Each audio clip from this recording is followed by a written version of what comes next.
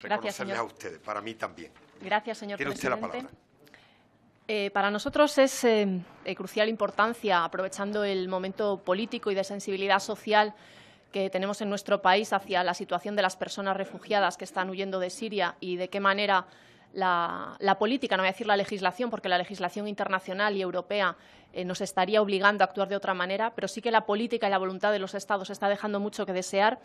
Queremos poner el acento y recordar el origen ambiental y climático en muchos de los flujos migratorios que a día de hoy se dan en el mundo y, sobre todo, llamar la atención que el cambio climático es una cuestión de derechos y de bienestar que afecta a millones de personas en el mundo, más allá de emisiones de dióxido de carbono o más allá de una cuestión meramente ambiental.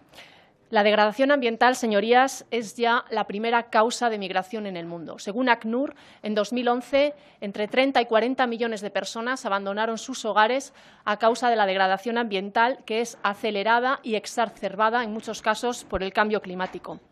Las previsiones, según ACNUR, para 2050 es que entre 300 millones y 1.000 millones de personas se muevan en el mundo por esta causa. La magnitud de estos flujos migratorios, sin duda, nos ponen en la obligación ética, política y moral de actuar, primero, desde un punto de vista de la gestión, preveyendo las necesidades de estas personas, también medidas de adaptación contra catástrofes naturales y los efectos del cambio climático, pero también de prevención. Es un fenómeno complejo y voy a dar 3 ejemplos del tipo de migración que se puede dar a causa del cambio climático. La primera es la subida del nivel del mar, que va a hacer inhabitables la mayor parte de los estados insulares del área del Asia-Pacífico y donde ya hay países que tienen acuerdos, por ejemplo, con Nueva Zelanda y con Australia, para trasladar a toda su población una vez que la subida del nivel del mar haga inutilizable, por ejemplo, los pozos de agua potable. La segunda causa directamente relacionada con el cambio climático son los desastres naturales. Entre 2010 y 2012, más de 40 millones de personas, es decir, toda la población de España, tuvo que desplazarse en el sudeste asiático a causa de la virulencia y de la intensidad de los desastres naturales. Y, por último, la degradación ambiental, que está afectando a grandes áreas del África subsahariana, que cambios en los patrones de precipitación, es decir, la sequía, la desertificación intensificada por el cambio climático, está arruinando su modo tradicional de vida. Es imposible cultivar alimentos en estas áreas y, por lo tanto, la pobreza, exclusión crece. Pero no son cuestiones que nos queden lejanas. En España, según un estudio europeo, dentro de 20 años el sudeste español será inhabitable.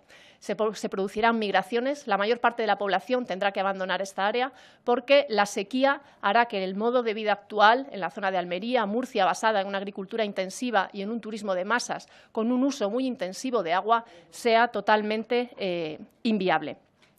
Estas distintas circunstancias, condiciones de migración nos obligan a adoptar distintas estrategias y distintas perspectivas a la hora de gestionar y, sobre todo, nos obligan a que políticas ambientales y políticas migratorias trabajen de una manera mucho más coordinada y de una manera conjunta de lo que están haciendo hasta ahora.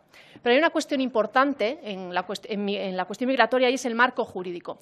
Si bien la mayor parte de estos desplazamientos forzados se producen dentro de los países donde se producen la necesidad de migrar, estas personas que se desplazan internamente ya están protegidas por los derechos internacionales, por los protocolos de Naciones Unidas en cuanto a desplazamientos internos, pero aquellos que se ven obligados a cruzar las fronteras no tienen ningún reconocimiento, ningún marco jurídico que les dé protección ni que reconozcan sus derechos. La Organización Internacional de las Migraciones ya reconoce las migraciones ambientales de por sí, pero nos hace falta efectivamente que estas personas se vean reconocidos sus derechos. Y pongo otro ejemplo. El año pasado, a finales de 2015, un habitante de Kiribati, que es un pequeño estado del Pacífico, pidió asilo político en Nueva Zelanda precisamente porque no podía volver a su país, porque no había agua potable, porque no podían vivir allí. Su petición de asilo fue rechazada porque no existía este marco jurídico y toda su familia será deportada a un país en el que en pocos años será inviable vivir allí. Por lo tanto, señorías, esta proposición no de ley lo que pide, en primer lugar, es que actuemos con conciencia y responsabilidad sobre las causas últimas de la migración, que es el cambio climático, que España se sume y apoye la iniciativa Nansen, una iniciativa de consulta de abajo a arriba, impulsada por Noruega y Suiza, que lo que busca es estudiar cuál puede ser el mejor marco jurídico para proteger y reconocer las migraciones ambientales y climáticas. Es un debate abierto y que hay que abrir y cerrar en la comunidad internacional.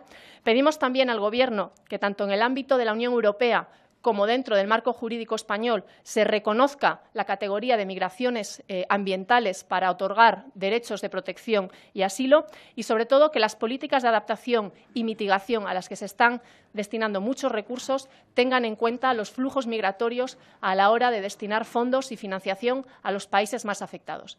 Es una cuestión de justicia climática. Quienes más están sufriendo el cambio climático son quienes menos han contribuido a generarlo. Es, por tanto, repito, una cuestión de derecho, de justicia y de solidaridad. Muchas gracias. Gracias a usted, señoría. Tendría la palabra en este caso el Grupo